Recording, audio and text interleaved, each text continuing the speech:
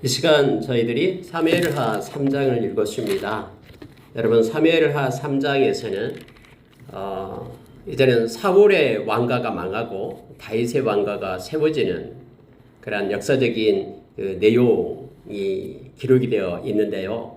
우리가 여러분 잘 알다시피 역사에 큰 사건들이 있을 때마다 언제나 그 시발점은 아주 작은 거에서 비롯된다라는 것을 알게 됩니다. 그리고 하나님께서는 하나님이 심지 않는 것은 반드시 뽑히게 됨을 또 이 사건을 통해서 우리로 하여금 깨닫게 하십니다. 여러분 오늘 내용을 보면은 우리가 몇 가지를 기억해야 될 내용들이 있습니다. 잘 묵상하고요. 이 말씀을 우리의 마음에 새기고 또 이 말씀을 따라 우리 삶 가운데 하나님께 영광을 돌리는 삶을 사는 저와 여러분 되기를 원합니다. 성경에는 3장 1절에서 이렇게 전제를 합니다. 사울의 집과 다윗의 집 사이에 전쟁이 오래매 다윗은 점점 강하여 가고 사울의 집은 점점 약하여 가니라. 이렇게 시작이 되죠. 그래서 하나님께서는 사울의 집과 다윗의 집이 같이 공존하는 기간이 7년 6개월 기간이었죠. 그러니까 사울이 길보아 전투에서 죽게 된 이후로 이제 다윗이 시글락에 있다가 하나님께 기도하기 시작하잖아요. 하나님, 내가 어디로 가야 됩니까? 그러니까 하나님께서 오늘 말씀을 새벽에 나눴듯이 하나님께서 다시 이스라엘로 돌아가라 라고 말합니다. 그럼 어디로 가야 됩니까? 할 때 헤브론으로 가라. 이미 헤브론에 가니까 헤브론의 그 유다 지파의 유다 족속의 장로들이 이제 기름을 부어서 거기서 왕으로 세우게 되죠. 그리고 하나님께 기도하고 하나님께서 주신 마음을 따라서 다윗이 순종을 하게 됩니다. 하나님의 말씀에 순종하기 시작하면 모든 역사가 보이지 않는 하나님의 손에 의해서 이렇게 세움을 받게 되죠. 그리고 하나님의 말씀에 따르지 않고 자기의 좋을 대로 생각하며 행하는 것은 그 순간은 좋아 보이지만 그러나 그 결말은 역시 하나님이 심지 않은 것은 뽑히게 됨을 알게 됩니다. 그래서 여러분 헤브론에서 이 다윗이 왕이 된 지 7년 6개월 동안 그곳에 있는 거예요. 그때부터 계속 이제 사울 왕가하고 다윗 왕가하고 서로 싸움이 이스라엘 가운데 있었다. 이 싸움이 오래 갔다라고 말하는데 이제 여러분 7년 6개월 정도 기간이 되는 것입니다. 그래서 결정적인 사건 하나가 발생을 하게 됩니다. 이 사울의 군대 장관이었던 이 아브넬이 바로 사울의 아들 중에 이스보셋을 왕으로 세우죠. 근데 그 즉시 왕으로 세우지 않아요. 5년이라는 세월이 지난 다음에 이제 이스보셋을 왕으로 세우죠. 이스보셋의 나이 40세 때 그렇게 세우게 됩니다. 근데 실제적인 어떤 권세는 아브넬이 가지고 있어요. 그리고 여러분 다윗의 왕가도 역시 다윗이 권세가 있는 게 아니에요. 오늘 말씀을 보니까요. 다윗의 밑에 군대 장군이 요압이 있거든요. 근데 요압은 3명의 그런 그 형제가 있었잖아요. 요압과 또 아비새와 또 아사헬이 있었는데 아사헬은 아브넬에 의해서 죽게 되죠. 그래서 이 3명의 장수가 원래 사이가 혼란스러우면은 이 군대에 있는 장군들이 힘이 세잖아요. 그래서 쿠데타도 막 일으키고 막 그러잖아요. 이때 당시에도 이러면 요압의 힘이 굉장했습니다. 오늘 내 마지막 절이 바로 그 내용이에요.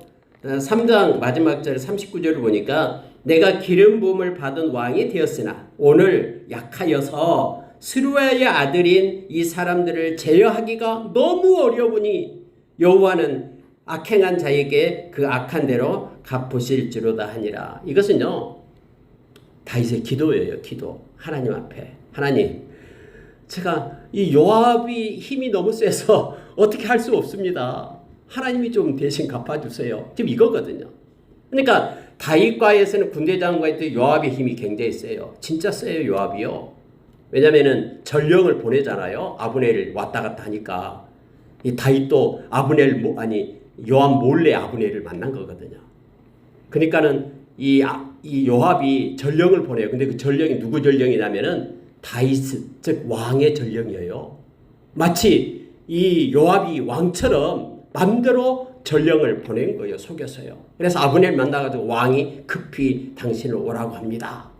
그러니까 아브넬이 온 거예요. 살며시 올 때 칼을 꺼내서 죽이잖아요. 이 요압이 아브넬을. 그러니까 여러분 그만큼 이 요압의 이 권세가 대단했어요. 물론 이제 사울 왕가에는 이 아브넬 이 군대 장관의 힘이 대단했죠. 이스보셋을 세웠습니다만 꼭두가시죠. 아무것도 실권이 없는. 그러니까 그런 상태에 지금 역사적 배경을 가지고 있는 거죠. 이 상태가 지금 3장의 상태가요. 자, 그런데 여러분 성경은요. 갑자기 2절부터 5절에 딱 끊어요. 성경을 끊고 갑자기 다윗의 아들들에 대해서 기록을 해주고 있습니다. 7년 6개월 동안 헤브론에 있었는데 그곳에서 6명의 아내를 통해서 6명의 아들이 지금 나왔는데 기록을 하고 있어요. 첫째가 바로 우리가 잘 아는 암논이죠. 그렇죠? 암논, 아히노암의 소생. 그리고 우리가 잘 아는 앞에서 그 아비가일, 그 지혜 있고 똑똑한 여인이었던 아비가일이 있잖아요. 나발의 아내였던. 근데 이 아비가일이 다윗하고 결혼을 했는데 뭔가 아비가일이 뭔가 큰 역할을 할 것 같은데 처음에 잘 등장할 때는 근데 실제적으로요 그의 아들이 여기에 길르압인데 길르압은 나오지도 않아요. 다음에요. 그리고 이제 압살롬이 나오겠죠. 셋째가 압살롬이고요. 넷째가 아도니아가 되겠고요. 그 다음에 스바데아가 있고 이드람이 있고 이렇게 됩니다. 근데 여기에 나온 사람들은 모두가 다 왕권을 잊지 못합니다. 다음에 우리가 잘 아는 솔로몬이 나오게 되죠. 솔로몬은 이제 여기서 태어난 게 아니라 이제는 다윗성으로 옮긴 다음에 태어나게 되죠. 바스바의 그런 아들로서 태어나게 됩니다. 여러분들 잘 보십시오. 이게 바로 그 성경의 복선이에요. 순서대로 보시기 바랍니다. 암논이 나오고요. 그 다음에 이제 길라 쭉 나옵니다만 순서가 그 다음에 압살롬이 나오고 있죠. 그 다음에 아도니아가 나와요. 이 모두가 다 다윗을 힘들게 했던 사람들이죠. 암논은 잘 알다시피 자기 그 누이를 갖다가 간통을 하게 되죠. 그리고 그것 때문에 또 이제 압살롬이 암논을 죽이게 되고 이 엄청난 일들이 이제 벌어지게 됩니다. 그리고 압살롬도 역시 자기 아버지를 죽이겠다고 쫓아오고 아버지의 첩들과 대낮에 그 백야에 어떤 간음을 하고 막 이런 내용. 그래서 막 다윗이 신발 신을 새도 없이 도망치잖아요. 울면서요. 압살롬이요. 그러고 나서 이제 다음에 또 아도니아가 또 왕자리를 또 노리면서 또 이렇게 반란을 일으키려고 할 때 다윗이 솔로몬을 왕을 세워가지고 아도니아가 또 다음에 죽게 되는. 그러니까 이 순서대로 이렇게 앞으로 사건이 전개될 것을 이 복선으로 깔고 미리 그들의 이름이 나오고 있음을 보게 됩니다. 하나님께서는 창세기 2장 22절에서 일부 1처제를 얘기했잖아요.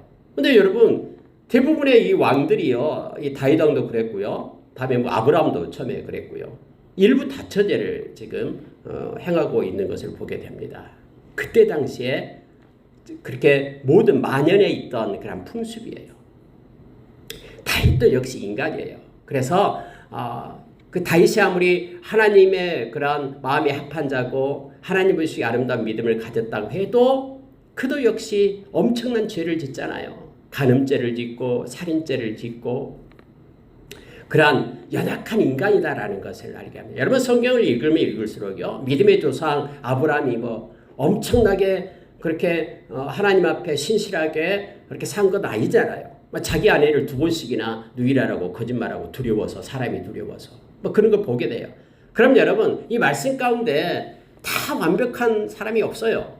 그 이유가 뭐냐면 인간은 이렇게 연약한 존재라는 것을 우리로 알게 해요. 그럼 모든 인간은 다 하나님을 그래서 의지하고 하나님만을 바라보며 살아야 된다라는 것을 우리로 깨닫게 합니다. 다윗도 역시 일부 일처제가 아니라 그때 당시의 풍습 속에 빠져 있었다라는 걸 알게 됩니다. 일부 다처제예요. 다음에 또 밧세바도 범해가지고 우리아의 아내를 갖다 자기 걸로 빼앗잖아요. 여러분 여기에서 이 일부 일처제가 하나님께서 원하시는 것이 맞습니다. 근데 성경에도 이스라엘의 왕이 된 사람들은 여러 아내를 두지 말라라고 신명기서 17장에서 그렇게 권면하고 있죠. 근데 역시 그때 당시 일반적인 풍속이었던 그러한 일부 다처제를 다윗도 취했다라는 것을 알게 됩니다. 그도 연약한 인간이라는 것을 우리가 기억하면 돼요. 왜냐하면은 여기에 나온 사람들 중에 보니까 정략적으로 결혼한 사람들이 있죠. 특히 압살롬을 낳았던 그술왕 달메 이렇게 돼 있잖아요. 이게 그술왕 달메의 딸 마아가하고 결혼을 합니다. 왜냐면요, 이 그술이 어디냐면은 저기 북동쪽이에요. 북동쪽에 있는 그 그술이라는 곳이 있어요. 근데 그 그술의 그 국경 지역이 어디냐면 바로 이 사울 왕가하고 서로 이렇게 국경지대에 있는 것이죠. 그래서 서로 견제하기 위하여 이 그술 왕의 딸하고 결혼을 하게 됩니다. 이게 정략적인 결혼을 한 거예요. 물론 솔로몬은 엄청나게 1000명의 그런 첩이 있고 있었죠. 그때 당시에 이 왕들도 이렇게 전략적으로 이렇게 결혼을 했는데 다윗도 역시 그러한 시대적인 풍습에 그걸 뛰어넘는 그러한 위대한 인간은 아니다라는 것을 알게 됩니다. 그의 모든 지약도 그렇고요. 하나님이 그를 은혜를 베풀어서 그렇지 다 똑같은 성정이 같은 인간의 모습임을 보게 됩니다. 자, 여러분, 여기 간단하게요. 이렇게 6명의 아들들을 설명한 다음에 이제 6절로 연결이 돼요. 그래서 3장 1절하고 6절이 서로 연결되고 있는 것을 보게 됩니다. 사울의 집과 다윗의 집 사이에 전쟁이 있는 동안에 아브넬이 사울의 집에서 점점 권세를 잡으니라 이렇게 되어 있어요. 이스보셋을 물론 왕으로 세웠지만은 실제 실권은 아브넬이 가지고 있었다라는 걸 알게 됩니다. 근데 사건 하나가 발생합니다. 그 사건이 뭐냐면 바로 7절이에요. 보세요. 사울에게 첩이 있었으니 이름은 리스바요 아야의 딸이더라. 이스보셋이 아브넬에게 이르되 네가 어찌하여 내 아버지의 첩과 통관하였느냐 하니 아브넬이 이스보셋의 말을 매우 분하게 여겨 이르되 내가 유다의 계머리냐? 내가 오늘 당신의 아버지 사울의 집과 그의 형제와 그의 친구에게 은혜를 베풀어 당신을 다윗의 손에 내주지 아니하였거늘 당신이 오늘 이 여인에게 관한 허물을 내게 돌리는도다. 여호와께서 다윗에게 맹세하신 대로 내가 이루게 하지 아니하면 하나님이 아브넬에게 벌유의 벌을 내리심이 마땅하니라. 여러분, 사울 왕가를 잘 이렇게 세우고 실권을 잡고 있던 아브넬이 사울 왕가는 뭐예요? 11개의 그런 지파를 다 가지고 있잖아요. 유다 지파만 지금 다윗이 지금 왕이 되어 있는 상태고요. 그러니까 수적으로 봐도 훨씬 더 사울 왕가가 지금 세고 힘이 더 세죠. 근데 어떤 사건이 나타나냐면 이 진유에 대해서는 성경이 말해주고 있잖아요. 리스바 사건이에요. 리스바가 아마 굉장히 아름다운 잘생긴 예쁜 여자인 것 같아요. 사울의 첩이었어요. 다음에 또 이 리스바가 또 다음에 등장을 합니다. 근데 사울은 죽었잖아요. 근데 리스바하고 아브넬 관계가 어떤 관계가 있었는지 어땠는지 성경은 거기에 대해서 정확하게 말해주고 있지 않아요. 어쨌든 이스보셋이 보니까 자기 사울의 첩이었던 아버지의 첩이었던 리브가하고 이게 아브넬하고 무슨 썸씽이 있는 것처럼 그렇게 지금 아브넬이고 말하고 있는 거예요. 그때 당시 여러분 우리가 잘 알다시피 다음에 압살롬이 다윗을 쫓아올 때 다윗이 첩들하고 백주에 이렇게 간통을 하게끔 하잖아요. 근데 그때 당시 풍습이 뭐냐면요. 그 어떤 왕의 첩을 갖다 자기 아내로 삼는다거나 강간을 한다거나 그러면은 그 왕의 권세, 그 왕의 어떤 권위를 내가 뺏어간다라는 뜻이에요. 그래서 이러한 상징적인 것을 가지고 지금 말하고 있는 거예요. 이스보셋이 바로 이 말을 하고 있는 것은 뭐냐면은 리스바를 갖다 네가 취하였다 이 말을 하고 있는 게 뭐냐면 네가 지금 왕인 나를 놔두고 네가 지금 아버지의 그러한 사울 왕의 모든 권세를 왕권을 네가 받으려고 하고 있다 하면서 지금 그것을 지적하고 있는 거예요. 근데 여러분 여기에 대해서 아브넬이 화들짝 화를 내잖아요. 그래서 사실이 진짜인지 가짜인지 성경은 가르쳐주고 있지 않아요. 왜요? 이게 중요하지 않거든요. 이 성경에서 지금 중요하게 다루고 있는 게 뭐냐 그러면은 지금 아브넬이 이스보셋하고 서로 등을 돌리고 함께 했던 그들이 등을 돌리고 이제 아브넬 마음 가운데 이 나라를 다윗을 위하여 이제는 이 나라를 바치겠다라는 생각을 하고 있는 그것이 중요하거든요. 그래서 하나님께서는 이제 다윗의 그러한 권세, 왕가가 점점점 강해진다라는 것을 이제 처음에 서두에 말하고요. 그러한 작은 사건, 이러한 서로 다툼을 통해서 이제 아브넬이 모든 그러한 권세를 갖다 다윗에게 바치는 그러한 것으로 연결이 돼서 지금 성경은 쓰고 있음을 보게 됩니다. 여러분 여기에서요 이렇게 말하고 있습니다. 내가 유다의 개의 머리나 이렇게 말하고 있죠. 그래서 이 말이 무슨 뜻인가라고 우리가 생각하기 또 그냥 읽으면 어려운데요. 이 개라는 단어는 하찮은 존재를 얘기합니다.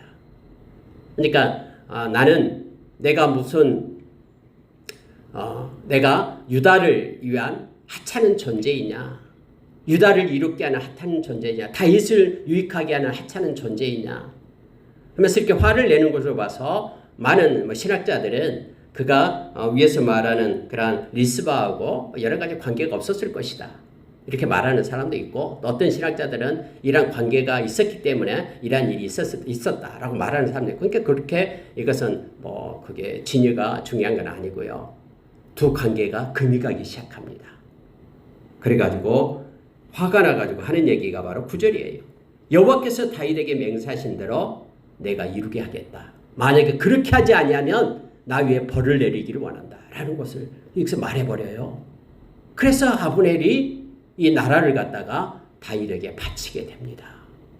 당장 화가 나가지고는 그 즉시 이제 다윗에게 전가를 보내요.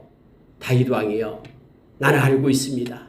하나님께서 당신에게 기름 부어서 이 전 이스라엘의 왕이 될 것을 알고 있습니다. 이제 내가 이 나라를 당신에게 드리겠습니다 하면서 전가를 보내는 거예요. 뭐 다윗은 손해될 거 없잖아요. 그래서 다윗이 그러면은 조건이 있다. 나한테 올 때는 나의 처있던 나의 첫 아내인 미갈을 데리고 오라 얘기를 합니다. 자 여러분 13절 보십시오. 다윗이 이르되 좋다. 내가 너와 언약을 맺거니와 내가 내게 한 가지 일을 요구하노니 나를 보러 올 때 우선 사울의 딸 미갈을 데리고 오라. 그리하지 아니하면 내 얼굴을 보지 못하리라.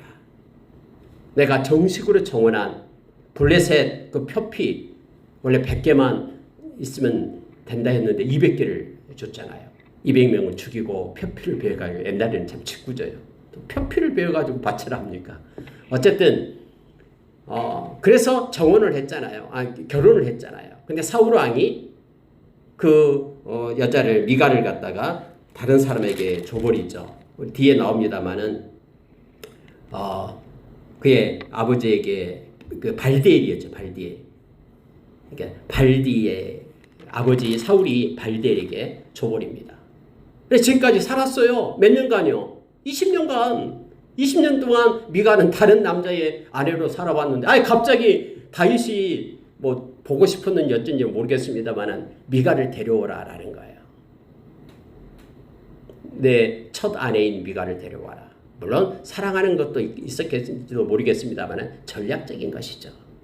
왜냐하면 여러분요, 지금 사울 왕가와 다윗 왕가가 지금 싸우고 있잖아요. 근데 우리는 싸울 존재가 아니다라는 거예요. 왜냐하면 나는 사울 왕가의 내가 바로 사이다 라는 것을 지금 모든 백성에게 알리는 거예요. 그래서 여러분요, 이 다윗이 누구한테 말하면 이스보셋한테 그렇게 말합니다. 이스보셋한테 내 안에 있던 미갈을 나한테 돌려보내주라 라고 말합니다. 근데 이걸로 봐서 이스보셋이 화를 내면서 돌려보내지 않는 것이 아니라 미갈을요 뺏어요. 발디엘에게서 그 미갈을 뺏어가지고 다윗에게 보냅니다. 이스보셋이요. 그러면 그때 당시에도 우리가 알 수 있는 게 뭐냐면 바로 사울의 왕가의 권세보다도 다윗의 이름이 훨씬 더 이스라엘 백성에게 더 권세로 나타나고 여겨졌다라는 걸 알게 됩니다. 이스보셋은 이렇게 반항할 수 있는 힘이 없었습니다. 특히 아브넬이 이 모든 것을 갖다 다윗에게 주겠다라고 발표해버렸는데 이스보셋이 뭐 힘이 있겠습니까? 다음에 또 암살을 당하잖아요. 이스보셋이. 자 여러분, 왜 다윗은 사울의 딸 미갈을 다시 원했는가에 대해서 뭐 이런저런 성경은 나타내고 있지 않습니다만은 바로 우리는 싸워야 될 대상이 아니라 내가 바로 사울 왕가의 식구다. 그렇기 때문에 다윗 왕가와 사울 왕가가 싸울 필요 없다라는 어떤 전략적인 것도 있고요. 또 물론 처음 사랑을 가졌던 그런 사람이기 때문에 또 같이 원하기도 했을지도 모릅니다. 어쨌든 왕의 사위 자격으로서 사울의 왕위에 대한 합법적인 그런 계승자임을 주장하는 그런 입장에서 아브넬이 너가 올 때는 미갈을 데리고 오라 라고 말합니다. 그리고 이스보셋 왕한테도 내 아내 미갈을 보내라라고 말합니다. 그랬더니요 16절 보십시오. 그의 남편이 그와 함께 오되 울며 바후림까지 따라왔더니 아브넬이 그에게 돌아가라 하며 돌아가니라 라고 되어 있습니다. 이스보셋이 사람을 보내어 그의 남편 라이스의 아들 발디엘에게서 그를 빼앗아오네. 요즘 시각으로 이걸 보면 안 되고요. 그때 당시에는 일부 다처제 여러 그러한 풍습 관점에서 이것을 우리가 봐야 됨을 알게 됩니다. 물론 여러분 여기서 미갈도 역시 뭐 다윗이 좋았는지 어쨌는지 다윗에게로 오게 됩니다. 20년이 지난 후에 다른 남자와 살고 있다가 이런 사건들이 성경에 나타나고 있음을 보게 됩니다. 17절 18절 보십시오. 아브넬이 이스라엘 장로들에게 말하여 이르되 너희가 여러 번 다윗을 너희의 임금으로 세우기를 구하였으니 이제 그대로 하라. 여러분 그때 당시에요 이 많은 이스라엘 장로들도 우리가 다윗에게 이 나라의 왕권을 주자라고 말이 있었다라는 걸 알게 됩니다. 우리가 잘 알잖아요. 다윗이 시글락에서 전령들을 통해 가지고 많은 사람들 마을에 선물을 보내죠. 전리품을 보냅니다. 그리고 다윗의 이름이 그때 당시 많은 이스라엘 백성들 마음 가운데 있게 돼요. 근데요 우리가 쉽게 생각하면 그냥 사람들이 어쩌다 보니까 이렇게 생각하는데 그게 아니에요. 마음을 창조하신 하나님께서는요 하나님의 때에 다윗을 높이기 위하여 거기에 있는 많은 사람들의 마음 가운데 다윗을 바라볼 수 있는 마음을 하나님이 주신 거예요. 그래서 거기에 있는 모든 장로들도 그렇고요. 또 아브넬도 이런 아주 사소한 일 때문에 이 이스보셋을 이렇게 등을 돌리고 다윗에게로 마음을 쏠리게끔 하나님이 그렇게 행하십니다. 하나님께 다윗이 엎드려 기도할 때에 너는 이스라엘로 올라가라. 그리고 너는 헤브론에 가라 할 때 하나님은 하나님의 시계에 의해서 계획에 의해서 하나님께서는 모든 역사가 움직이게끔 그렇게 행하고 있는 것이에요. 하나님이 심으면은 누구도 뽑을 자가 없고요. 하나님이 심지 않은 것은 아무리 심을 너희도 다 뽑히게 됨을 우리가 알게 됩니다. 그래서 장로들 마음도 다윗에게 있었음을 성경은 이렇게 보여주고 있는 거예요. 뿐만 아니라 베냐민의 온 집이 선하게 여기는 모든 것을 다윗의 귀에 말하려고 헤브론에 가니라 이렇게 되어 있죠. 자 19절 보세요. 아브넬이 또 베냐민 사람의 귀에 말하고 아브넬이 이스라엘과 베냐민의 온 집에 선하게 여기는 모든 것을 이렇게 되어 있죠. 심지어 여러분 사울 왕의 지파가 베냐민 지파잖아요. 그런데 이 베냐민 지파들마저도 마음을 다윗에게 뒀다라고 지금 말하고 있는 거예요. 선하게 여기는 것을 말하기 위하여. 이 말은 다윗을 원한다라는 그렇게 소원의 마음을 다윗에게 전하기 위하여 이렇게 지금 되어 있는 것입니다. 하나님께서는 마음을 창조하신 하나님께서는 그 마음에 다윗을 향하도록 그렇게 역사하시고 이끄시는 하나님이 되심을 우리가 기억하기를 원합니다. 그래서 이 세상이 아무리 험해도요 하나님이 악한 자의 마음을 움직이는 분이 하나님이시거든요. 그래서 우리가 하나님을 믿고 의지할 때 우리는 안전합니다. 아무리 안전지대에 있다고 해도 하나님이 없으면요 두려움과 공포, 걱정, 염려 가운데 있게 되고요. 아무리 험한 상태에 있다 할지라도 하나님이 함께 하시면 그곳이 안전지대. 그래서 우리가 세이브 존임을 알게 됩니다. 그래서 하나님과 함께하는 것이 안전합니다. 잠언서 29장 25절의 말씀처럼 사람을 의지하고 상황을 의지하고 그러면 올무에 빠집니다. 그러나 하나님을 의지하는 자는 언제 어디서든지 안전을 우리가 가질 수 있습니다. 하나님이 모든 것을 역사하시기 때문에 그렇습니다. 야곱을 죽이겠다고 쫓아오는 모든 주변들의 사람의 마음 가운데 하나님이 두려움만 보내면 그들이 덜덜 떨면서 야곱에게 가까이 가지 못합니다. 베델로 올라가서 예배하기 위하여 올라가는 그러한 하나님의 말씀을 의지하고 올라가는 야곱의 일행을 아무도 터치 못합니다. 하나님의 왕보를 보내서 그 모든 것들을 다 진압하고 제압하십니다. 그래서 여러분, 어떤 상황과 환경 속에서도 하나님을 바라보고 하나님을 의지하면, 또 하나님의 이름을 부르면 우리는 하나님으로 부욕해 됨을 알게 합니다. 여러분, 이제 아브넬을 불러요. 그래서 다윗이 부릅니다. 아브넬이 부하 20명과 함께 왔다 갑니다.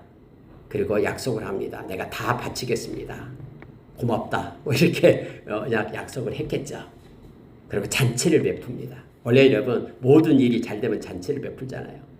잔치 베풀고 아브넬이 가요. 그때는 뭐냐면은 요압과 그의 동생들, 그 군사들은 지금 싸움으로 나갔어요. 다윗이 이 틈을 이용한 거예요. 그리고 요압이 없을 때 이제 아브넬을 불러가지고 약속을 합니다. 그런데 이제 아브넬이 갔어요. 근데 요압이 그때 막 도착을 해요. 근데 언제나 이 모사꾼들이 있잖아요.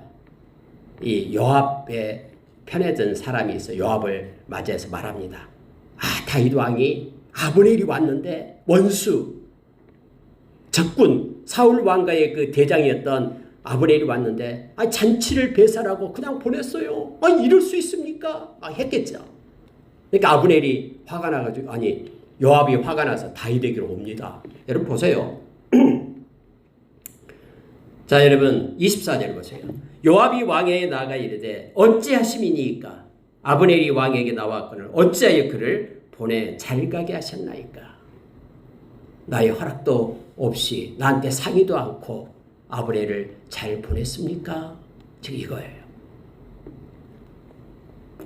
왕도 하시려니와 내레 아들 아브넬이 온 것은 왕을 속임이라 하면서 그는 속이기 위하여 왔습니다. 이렇게 화를 내면서 갑니다. 그리고 나서요, 이 요압이 다윗 몰래 일을 꾸밉니다. 그게 바로 26절이잖아요. 이에 요압이 다윗에게 나와 전령들을 보내 아브넬을 쫓아가게 하였더니 해서 이 전령들을 보낸다라는 것은 왕의 전령으로 위장을 해서 보낸다라는 거예요. 아브넬에게 이제 왕이 보자고 하니까 다시 돌아왔겠죠. 근데 여러분, 성경에 보니까는 조용히 말하는 듯이 그에게 성문 안으로 들어가서 거기서 배를 찔러 죽이니 이는 자기의 동생 아사엘의 피로 말미암이었더라. 이렇게 성경은 가르쳐줘요. 자기 동생을 죽이는 것을 복수하고 있다라는 걸 알게 되죠. 여러분, 아사엘도 죽이는 것이 요압이 아브넬이 죽이고 싶지 않았잖아요. 근데 끝까지 아브넬을 죽이겠다고 쫓아오니까 야, 너 쫓아오지 마라 해도 계속 쫓아오니까 그래서 창끝으로 이 배를 이렇게 찔러서 죽이게끔 했잖아요. 그게 된 복수를 하게 된 거예요. 자, 28절 보겠습니다. 다윗이 이것을 들어요. 그리고 다윗이 이렇게 말합니다. 넬의 아들 아브넬의 피에 대하여 나와 내 나라는 여호와 앞에 영원히 무죄하니 이 죄가 요압의 머리와 그의 아버지의 온 집으로 돌아갈지어다. 또 요압의 집에서 백탁병자나 유출병을 얘기합니다. 나병 환자나 그리고 지팡이를 의지하는 자나 칼에 죽은 자나 양식이 떨어진 자가 끊어지지 아니할지로다 하니라. 해서 요압을 저주합니다. 이스라엘의 통일을 막으려는 사탄의 행위로 본 거예요. 그래서 지금 그냥 동족끼리 전쟁 없이 이스라엘을 지금 통일을 되려고 하고 있는데 지금 아브넬을 죽임으로 인하여 이 사울 왕가와 다윗 왕가가 다시 또 대립하게 되잖아요. 그래서 지금 다윗이 저주하고 있음을 보게 됩니다. 여기서 여러분, 지팡이를 의지한다라는 것은 불구자를 얘기합니다. 불구자가 요압의 집에서 떠나지 않을 것이다 하면서 이렇게 저주하고 있음을 보게 됩니다. 또 그러한 저주들은 또 그 요압 가문에 그대로 또 임하게 됨을 알게 됩니다. 아브넬이 장사될 때에 다윗은 또 애가를 씁니다. 저번에 사울과 요나단이 죽었을 때도 활의 노래라는 애가를 써서 너무 진짜로 진심으로 슬퍼했거든요. 그래서 많은 이스라엘 백성들이 정말로 이렇게 사울을 슬퍼하고 있구나라는 것을 다 알게 되죠. 아브넬이 죽었을 때도 마찬가지예요. 오늘 애가를 재가지고는 부릅니다. 성경에 보면 이렇게 되잖아요. 자, 그 노래를 보면 특히 34절을 보세요. 네 손이 결박되지 아니하였고 네 발이 차고에 채이지 아니하였거늘 불의한 자식의 앞에 엎드러진 같이 네가 엎드러졌도다 하면서 애가를 불러서 나타냅니다. 그래서 여러분, 아브넬의 이 애가를 들은 또 많은 이스라엘 백성들이 다윗의 마음을 알게 됩니다. 아, 정말로 다윗은 아브넬과 싸우려는 마음이 없었구나 하면서 그들의 백성의 마음을 사고 있음을 보게 됩니다. 자, 36절 이하에 보고 마치겠습니다. 온 백성이 보고 기뻐하며 왕이 무슨 일을 하든지 무리가 다 기뻐하므로 이렇게 되어 있죠. 다윗이 금식을 합니다. 그리고 성경이 이렇게 말하죠. 하나님께서 내게 벌유의 벌을 내리심이 마땅하다. 내가 해지기 전에 떡이나 다른 것을 맛보면 하면서 정말로 아브넬의 죽음을 이렇게 슬퍼합니다. 근데 이러한 슬픔 때문에 모든 백성들이 마음을 다윗에게로 주게 됩니다. 그 내용이 바로 이거예요. 자, 36절 그 말씀이죠. 온 백성이 보고 기뻐하며, 이 기뻐하다라는 단어가 토부예요. 토부다라는 것은 좋다, 좋은, 선하다, 옳다라는 뜻이죠. 토부. 어디 교회 토부 교회도 있고 그러더라고요. 이 토부를 써서요. 그러니까 백성들의 마음이 이 다윗에게로 온전히 흘러가고 있음을 보게 됩니다. 왕이 무슨 일을 하든지 무리가 다 기뻐하므로, 왕이 하는 일은 다 옳은 일이야. 맞아, 아브넬의 죽음을 저렇게 슬퍼하고 있어. 왕이 행하는 일은 다 옳고 아름답고 좋은 일이야. 이렇게 마음을 다윗에게로 옮기게끔 그렇게 이 사건이 했음을 알게 합니다. 모든 백성과 온 이스라엘이 내리 아들 아브넬을 죽은 것이 왕이 한 것이 아니다라는 것을 알게 되어서 이렇게 다윗 왕으로 마음을 모이게끔 했다라는 것을 알게 됩니다. 여러분, 하나님께서는요, 다윗이 행하는 모든 일들을 통해서 그것을 가지고 하나님은 사용하고 계시는 거예요. 마치 우리가 고린도전서 10장 13절의 말씀처럼 모든 것이 하나님의 허락 없이는 우리에게 일어나지 않지만 우리가 고난 중에 있을 때는 그 모든 고난, 어려움을 가지고 로마서 8장에 있듯이 합력하여 선을 이루어 가시는 하나님이 되심을 우리가 알게 됩니다. 다윗이 행하는 모든 일들이 이스라엘 백성들에게 다 마음을 이렇게 다윗에게로 향하게 하는, 그래서 다윗을 존귀하게 하고 높이는 하나님의 보이지 않는 손이 역사하고 있음을 알게 합니다. 39절 보고 마칠게요. 이것은 여러분 지금 다윗이 대놓고 요압에게 하는 얘기가 아니에요. 이것은 지금 이 말씀을 읽고 있는 저와 여러분에게 성경이 가르쳐주고 있는 내용이에요. 즉 다윗이 하나님께 이렇게 기도하고 있는 것입니다. 내가 기름 부음을 받은 왕이 되었으나 오늘 약하여서 수루야의 아들인 이 사람들을 제어하기가 너무나 어려우니 여호와는 악행한 자에게 그 악한 대로 갚으실지로다 하니라 하면서 하나님 앞에 엎드려서 하나님의 손에 올립니다. 이렇게 기도하고 있음을 보게 됩니다. 여러분, 물론 다윗이 요압 너 왜 그랬어 하면서 요압을 갖다가 뭐 처리하고 그러지 못합니다. 힘이 없기 때문에 하나님의 손에 의지해요. 다음에 요압은 물론 다음에 우리가 잘 아는 솔로몬에 의해서 죽게 되죠. 그 아도니아 편에 섰다가 죽게 됩니다. 하나님께 맡길 때 하나님은 하나님의 때에 하나님의 방법으로 심판하고 있음을 알게 됩니다. 만약에 요압을 제거할 경우에 빚어질 그 혼란과 군사적인 손실 엄청나겠죠. 물론 죽일 수도 있었겠죠. 근데 요압의 편에 든 사람이 너무나 많았거든요. 그럼 많은 이스라엘 백성들 사이에서 피비린내 나는 어떤 그런 숙청과 살인, 살상이 주어져야 되잖아요. 그래서 하나님의 손에 의탁한 거예요. 여러분, 우리가 인생을 살다 보면은 이렇게 저렇게 할 수 없는 상황이 있잖아요. 그런데 저와 여러분에게는 할 수 있는 방법이 있어요. 하나님께 맡기는 거예요. 늘 다윗이 사울왕이 자기를 죽이려고 쫓아다닐 때도 하나님께 맡겼듯이 이 순간 요압의 세력 앞에서도요. 또 이것 때문에 혼란이 빚어지고 할 것 같은 모든 것들을 하나님의 손에 맡기는 그런 다윗의 모습을 보게 됩니다. 스스로 강해지지 않습니다. 하나님이 붙들어 세워야 강해짐을 알게 됩니다. 다음에 여러분 다윗이 이제 점점점 강해지고 또 다윗을 중심으로 하는 용사들이 그렇게 세워지게 됨을 알게 합니다. 말씀을 마치겠습니다. 여러분 오늘 말씀 가운데는 하나님의 보이지 않는 손입니다. 우리 인생 끝날 때까지 우리 주님은 우리와 함께 하실 겁니다. 그리고 우리가 하나님을 의지하기만 한다면 또 하나님께 기도로 우리가 하나님께 나가기만 한다면 하나님은 우리를 버리지 않습니다. 떠나지 않습니다. 가장 좋은 하나님의 방법으로 세웁니다. 하나님의 때에. 또 그 기간까지는 과정나기가 있다 그랬죠. 하나님께 맡기고 하나님이 주시는 매일매일 우리 공급하시는 기쁨과 또 하나님의 평강으로 우리가 이 세상을 살기를 원합니다. 기도하겠습니다.